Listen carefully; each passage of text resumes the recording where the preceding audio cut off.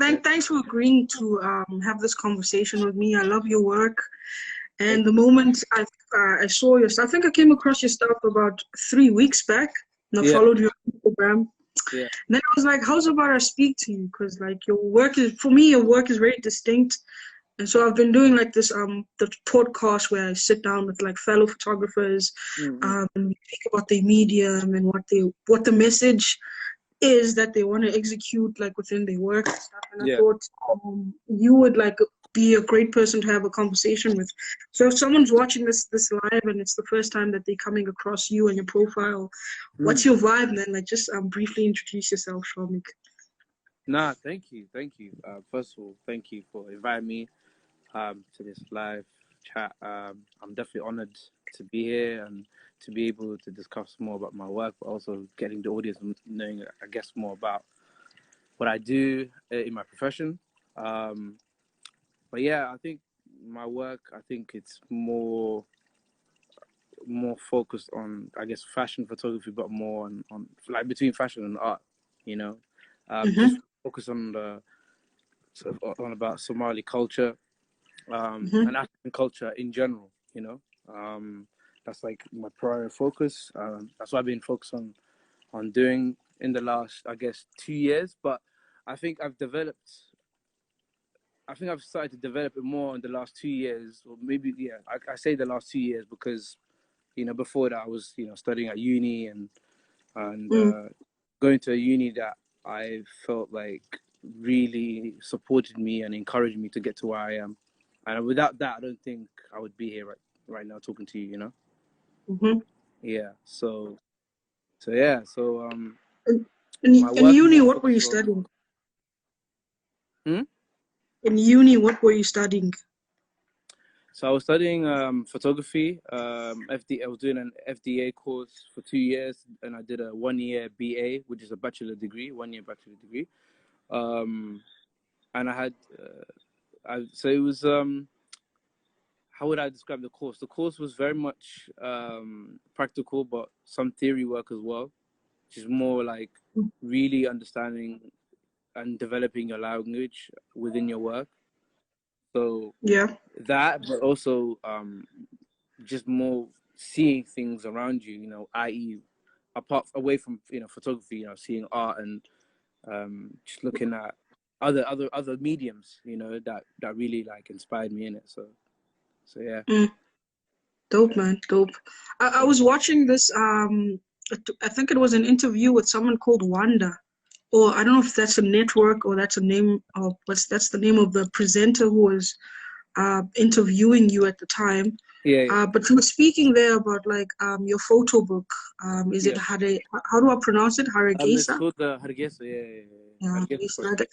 Can you just tell us a bit more about that and what it entailed and what your end goal was for it?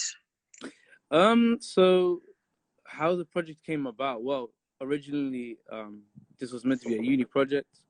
So I was in my BA course, and it was a year where I don't even know how to describe it because it was like a year where I was kind of like I didn't know what I was doing, and then until one Mm-hmm. day, I met Ibrahim Kamara when he was doing his BA final year, and then he was almost finishing uni. And I remember that one meeting that kind of like really changed for me, Mm-hmm. where he just told me like to shoot my brother.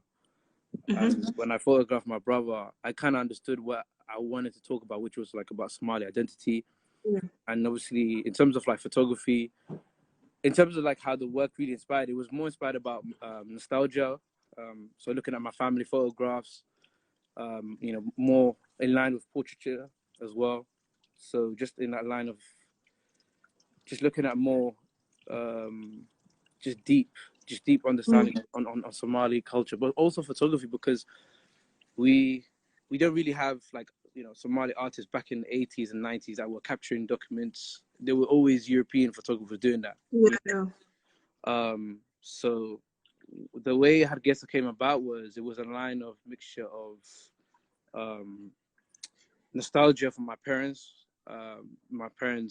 memory book when they were living in southern part of Somalia, and then kind of like mixing it towards what's current, which I guess of today. So my aim was more to kind of focus on, focus on Somali youth, and but more kind of like an introductionary of fashion, because there was no fashion photographer. There's no like fashion photographer that kind of really just talks about like the fashion culture within Somalia. There was no, like, it was none of that at that time anyway. So Yeah. I wanted to kind of like just capture, Somali youth in a more of a positive light, and I think that was the contrast, or that's exactly what I was aiming at. Yeah. Dope, man. I think for me, what's really important and sort of stands out about your work is the fact that you're intentional in photographing like Somali cities, like subjects. Yeah. And I think your work would be, if your work, I don't know if you've ever shown some stuff here in South Africa, but I feel like if you would come and show here, it would be so impactful, because here in South Africa we know of only one kind of Somali, and there's like this relationship of like the tuck shop keeper and the consumer. So we see Yeah. Somalian as people who provide a service for us. So your work sort of, for me, it really made me stop and look, because it gives me a different view of who Somali people can be and who they are, even outside the context of a tuck shop. So I don't know, dude, like, we should really like consider maybe having a thing here so that we can bridge like the stereotype of like one sort of type of Somalian person, because you guys, like, it's a beautiful culture, and you do a great job by showing that through Hargeisa and other stuff that you intentionally do and continue to do, even like your Instagram profile. Sort of, you can tell that you're very intentional in that. Is that something that you decided on from the get-go, or as you went about the medium, you sort of got a sense that there's a need, there's a gap that needs to be filled? 100%. I think that when I think we need that, because we especially in London, just around the world really, exposure when it comes to Somali culture and Somali photography and fashion in itself, any medium is very short-sighted, because the media only likes to focus on the negatives. Talks about Somali pirates, talks about in exobia, things that are more big issues within within the African community. So I wanted to kind of like dissolve that and just focus more on the positives, just kind of like really change the narrative. And I think that's very, very important, and I think that's my big aim, is to change the narrative of Somalia and Somali people in general. And I think that's what I've been focusing on, because I think this research that especially when I released Hargeisa, I mean, the feedback I got was superb, because it was very real, and it was very much like naturally captured on the Hargeisan people that live there, and the intention was just to like really just capture like the positives, I suppose, the more like negatives, like the negative connotation that we see in the media. Do you know what I mean? Yeah, exactly. Yeah. So I think, yeah, like at some point, of course, like I would love to like show my work in Johannesburg, maybe even in other continents of Africa, if possible. Yeah, certainly, very, man. very important. And sorry, sorry. No, okay, carry on. It's cool.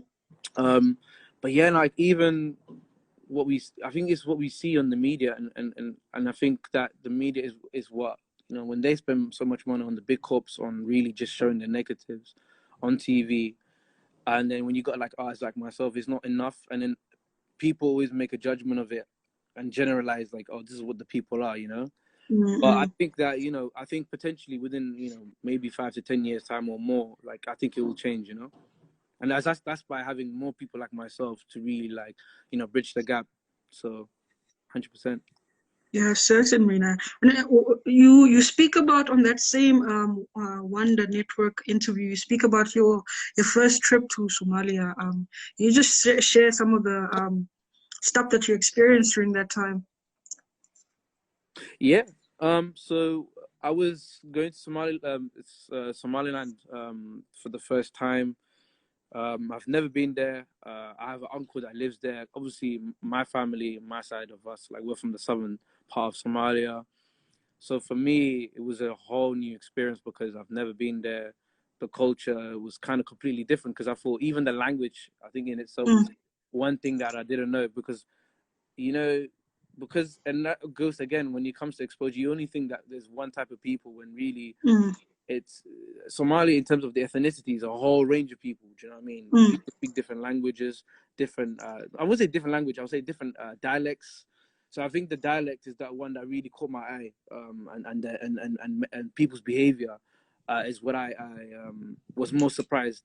So, and also like the change within the city as well, like it's growing and business is flourishing. mm, People are like they got their technology. People are really out there doing their thing. So it was really really good to see that. And also like seeing my uncle for the first time and just living there, staying there, breathing there, drinking there. Like it was so much different to like what I'm used to living in Europe. So mm.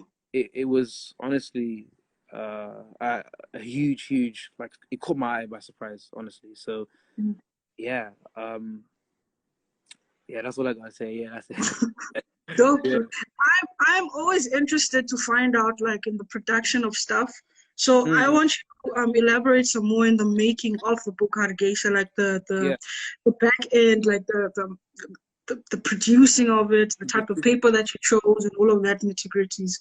So the making of the photo book, it was a very long production like setup because one, um, in terms of like having to re-edit things and then having to like, I think a lot of the technique and the knowledge I gained was from university because in terms of like just like key changes and key decision making took place really helped me and having a lot of good feedback from my lecturer, especially Dave Bennett, who Mm-hmm. was a lecturer at my university, and his key advice has really worked throughout my years at university. So when I was editing and changing things, it really felt right.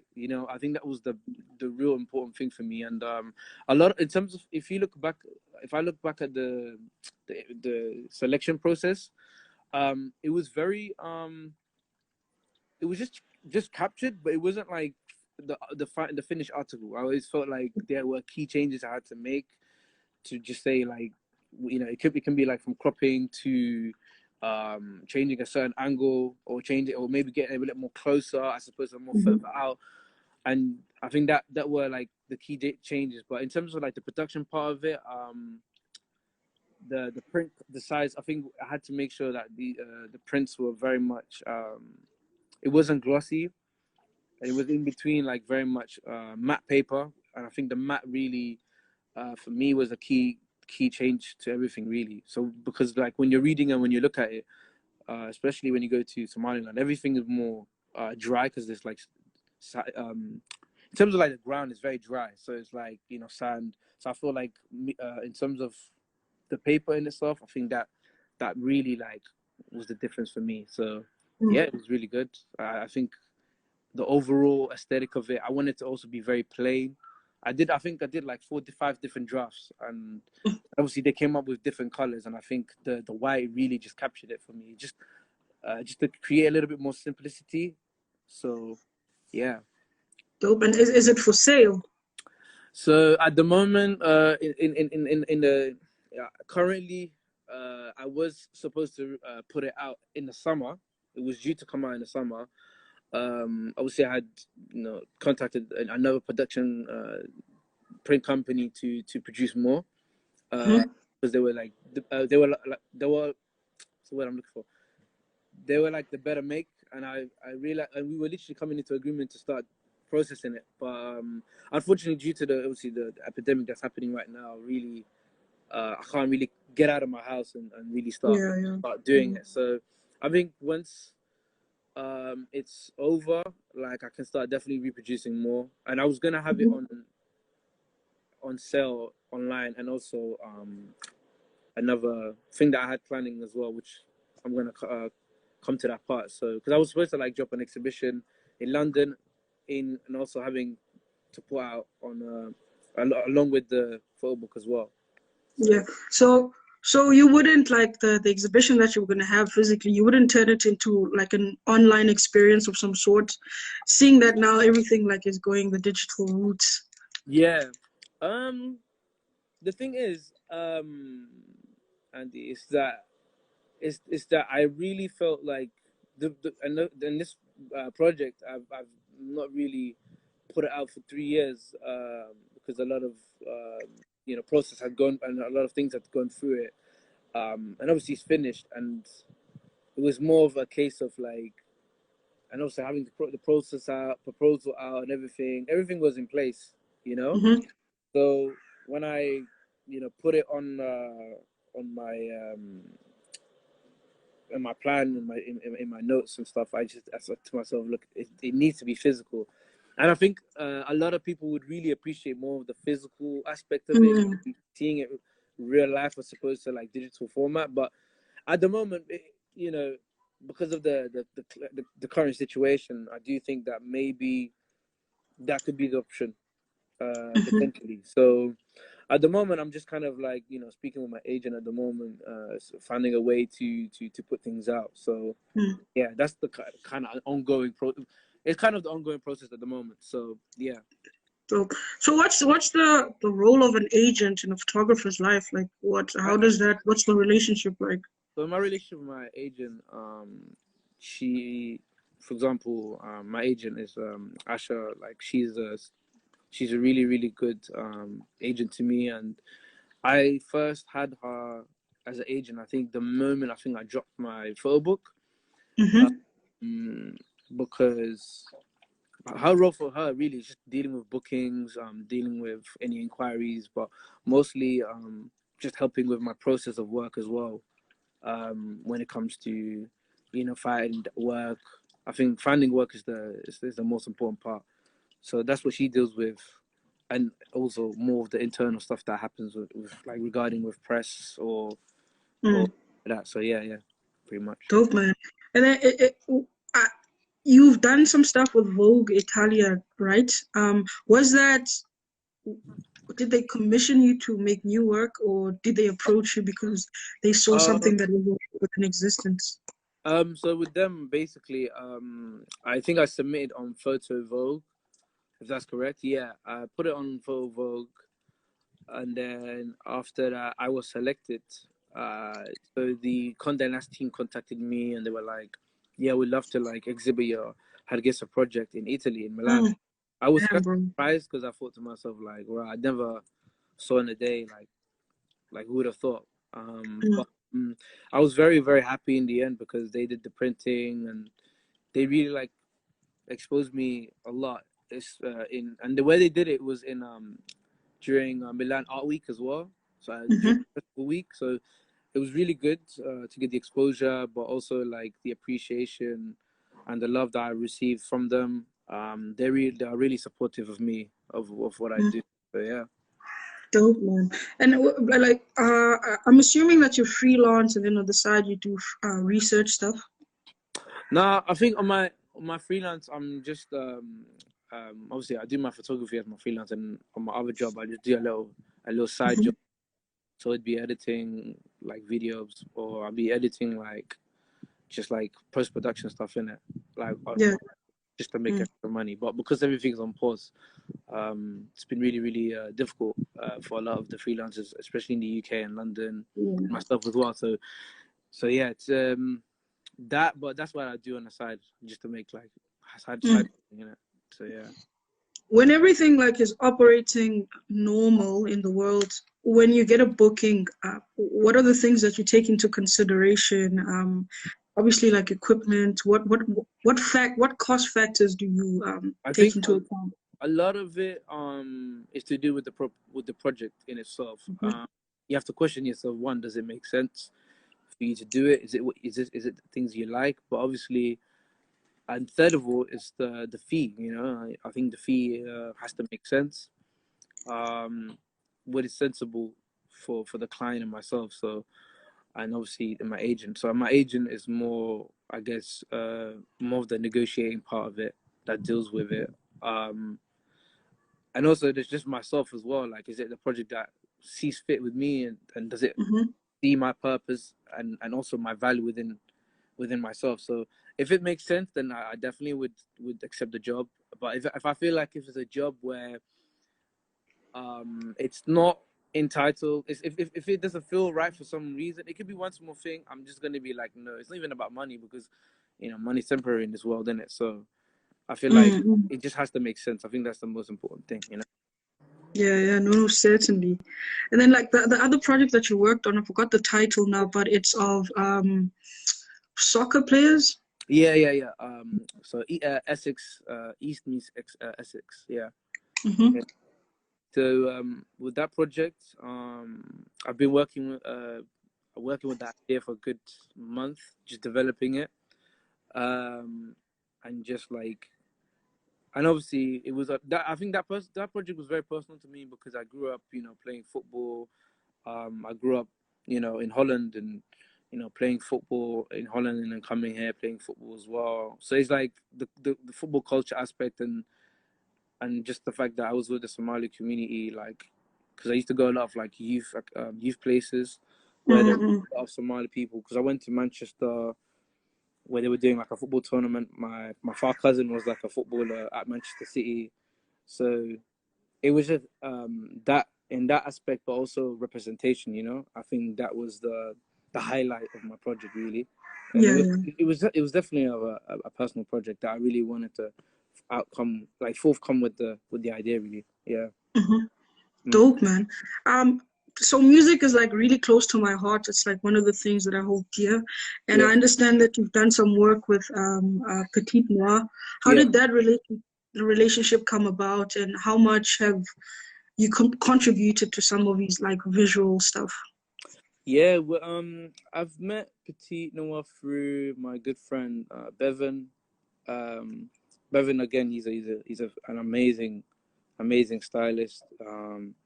And a really really good friend of mine, and he's supportive of me, and I really support him as well. Like, it was richly through Bevan, and then I think Petit Noir just wanted a press photo that needed to be done, and it was um it was a really good link up, because I got to meet him as well. And then I think me and him, we got to know, I think the understanding of us, like, and our energy really just got things together in terms of the styling aspect. So it was very much a natural shoot, where the relationship between Petit Noir and myself was very natural and mutual as well. So the styling aspect and the shoot was very natural. I just wanted to make sure it wasn't it was more on him, because it focuses on Yeah. Afro. No, it talks about like Noah, talks about him as an artist. So yeah, Mm-hmm. like, it was a really good shoot. Like, I really enjoyed the process, and I enjoyed the team as well. Like Bevan as well, with the styling. Like, he's a real gem. Honestly, it's a great shoot. Yeah. Dope, man. Mm. I don't want to keep you for long, but I just want to go Yeah. back to something you mentioned earlier on. You spoke about your process. Yeah. Um, so, so if you come up with an idea, do you spend a lot of time researching that thought or Yeah. that theme before you actually go out and decide that you're going to shoot? I think the process of it for me, when it comes to an idea, really is just generally down to inspiration, but more time, like, when it comes to my ideas, like, I feel like everything goes back to nostalgia. I think Mm, nostalgia is the one big thing that I always keep hold of my memory, like, that I will never lose, when it comes to like childhood memories, pre-teens, but also just like, listening to music and other mediums. Like, you pick up small things, and then that small particle things that you have, you just kind of like, you know, take note. Sorry. And then he came from the corner. I said, brother, what the fuck? But yeah, I think when it comes to the process, really, I think, give me a second, I'm just gonna dip. Yo, what's up? So what happens when you live with other siblings, Better stuff in my thing, Right. Let's get back to the question. Oh, So, Shamir, you're fucking funny, man. I was just like in a mood to communicate. He just came like, yeah. Let me get back to myself here. So the process of my work. So yeah, like I said, like, it's just particular ideas that I'm really inspired by, like when it comes to like music, art, or other mediums that I'm inspired by, uh, and then I just kind of like note them down, and then just kind of like, cause you know the one I showed you in my email, the proposal. Yeah. So like I have these questions that I've always had, like when my lecturer used to give it to me, I always keep hold of them. So these are the questions that always remind me like what I'm inspired, you know, why I'm just coming up with the proposal that you're going to basically accomplish what you're going to do. And these are like more like a thesis. So you kind of keep track of it. You know what I mean? It's like a direction or a structure that you build. So it's all about like building a structure of that proposal. And once you build that structure, you outline on what you do. So your outcomes and your like your inputs and your outputs and the outcome of it, what you're willing to use. So it could be like a camera or specific lens. So there's like things like you need to keep hold of. And that's when once you kind of like accomplish, you know, completing a proposal, you know, start making your contacts. You build your contacts that you've got, whether it be on social media. And I think social media is like one thing that everyone uses. So from there, you basically see through any potentials through mutual to mutual. That makes sense. So you, like when you got an idea, you develop it, then you do your test. So when I was doing my Essex project, the recent one, I went to my local area, which is down in Chinese.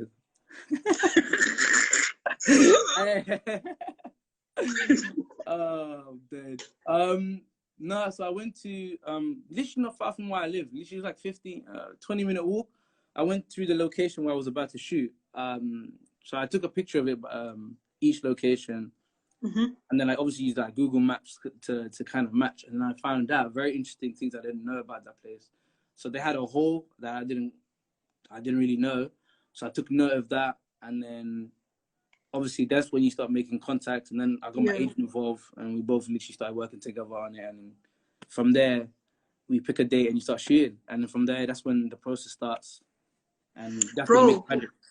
I think we all need agents, man. You're talking like 007. You're speaking about You agents. do though. The thing is, I started only getting one because in the past, like I feel like we photographers are very vulnerable.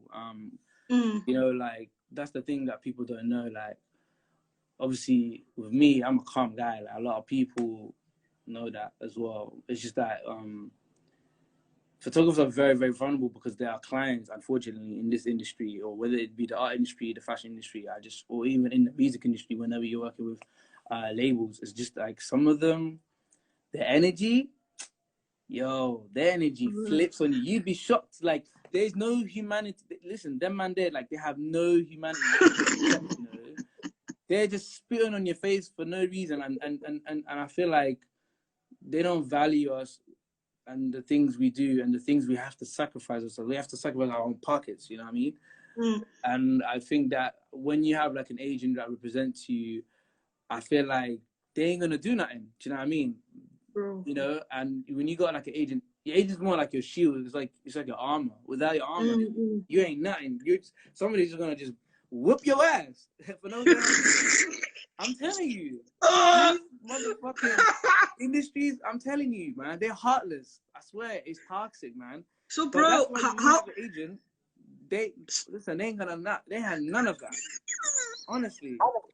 So when you're commissioned or called to shoot something, do you feel like you still have creative power in that space, or is it just, I don't know, man, like do you feel like you're given the power to direct how you want or what you've been called to assist with or shoot? I think it's more about the brief, you know, because as much as the fee is given, if the brief doesn't allow you to be you, meaning as in like if they don't reference your work to the point where they really, really value your work, and then they try like come up with other ideas, like and that's the thing as well. Sometimes there are clients, they'll give you like an idea that really doesn't make sense on you. Like it's like it don't match up, and you have to really voice out yourself to tell them, look, like you I hate my I really can't do live around here. Honestly. It's like, listen, I was supposed to move my ass around last month, yo. Corona really did me dirty. But, but no, honestly, like I was saying, I think that when they give you the fee, you kind of have the power, but at the same time, it depends on the briefing, innit? You know, there's limits on briefing. So if they say they don't want this, you're gonna have to like really push yourself hard to like negotiate and be like, look, I really wanna able to push, because I can give you an example. So I had a client in the past where I was getting paid everything, travel was they were booking me, everything was good, life was good, and then this person was telling me like he wants to shoot a white model. Now obviously I don't really shoot white models because I just don't, you know, standard, yeah. And he was saying like, oh, this one needs it for purple. I was like, okay, fair enough. I get there, and then, you know, things were like getting covered until I got back to London, and then the energy is good. That's when the things were starting to get booky, right? When I was coming back to London Heathrow, and then they weren't even covering my cab, because obviously, you know, like you come from a long ass flight, you know, you tired as hell. I make it like this is how you know, yeah, things were going wrong. I'm tired, right? I came from a 2.5-hour flight, and obviously I live in the east side of London, so like I'm further east. So I'm in Heathrow, which is like west. So I gotta go back to east. And for them, because they live in inner London, it's like what, half an hour for them. For me, it's like 2 hours and 50 minutes. They couldn't cover my cab. I was so pissed off because I was carrying bare luggages, and then like, man, it was a mess. And then I had to literally confront them and tell them, look, y'all, like, come on now, like, I'm tired as hell. I'm carrying all this luggage, but y'all told me to take the train. They told me to take the train home. That's one thing that pisses me off, because I'm tired, yo. Like, come on now.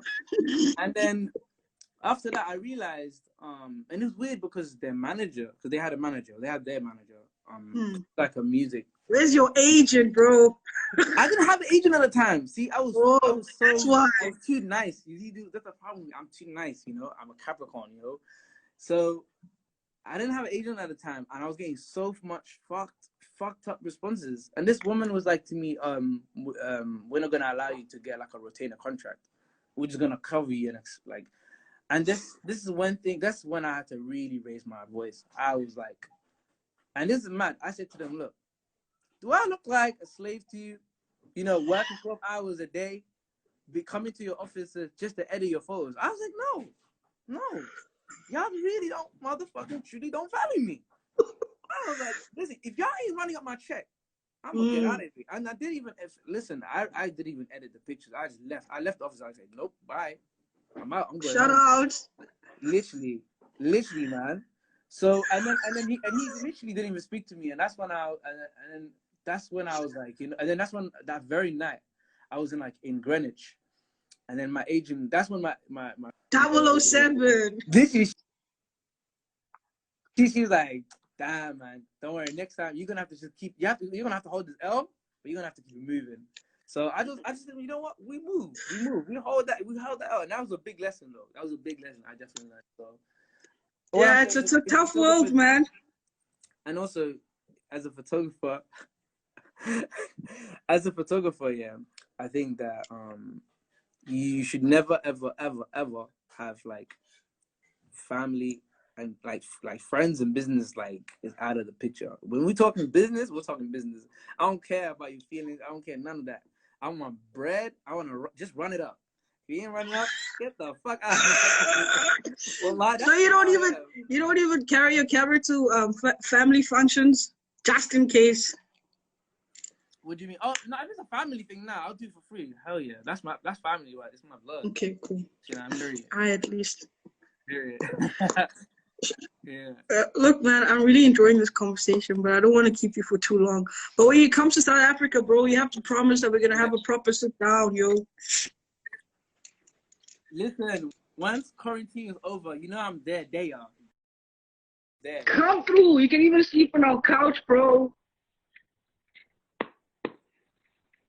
Listen, Thank you so I much. know you. I know you're gonna host me. I know you got. I've got you, fam. Do you know what? Like You're someone was welcome. asking You're welcome. Someone was You're asking welcome, me this live. They were like, "Aren't you nervous?" I'm like, "No. There's something about energies, man, and your energy. Like, dude, you have a beautiful energy, dude. And I'm socially awkward, but you made this so easy and like, very like, don't change, Yeah. man. When people get booked by Vogue Italia, Nah. Thank you, man. Honestly, it's just like, nah. Do you know what it is though? When it comes to interviews, I can't lie. Like, man's like, I have to play a different character. You know, I have to play like, you're right, man. You know what I mean? Yeah, I swear down. The way I switch is mad. Cause you know, like, when you do like a job interview, I have to switch my accent. I'm like, you're right, mate. So today, I'm a great man. Obviously, I work. I'm a photographer, you know what I mean? Like everything. But I don't like that shit though. It's just jarring. I don't like playing 007. Like, do I have to switch off characters? Like, I hate it. One of the advice I give to everyone is always be yourself. Don't let these like white folks try to switch up. Period. Sure, said to me. Thank you so much. Don't go back to bed, man. Like, get up and do something, bro. I'm leaving my house. Bye. Bye. Bless. Sure.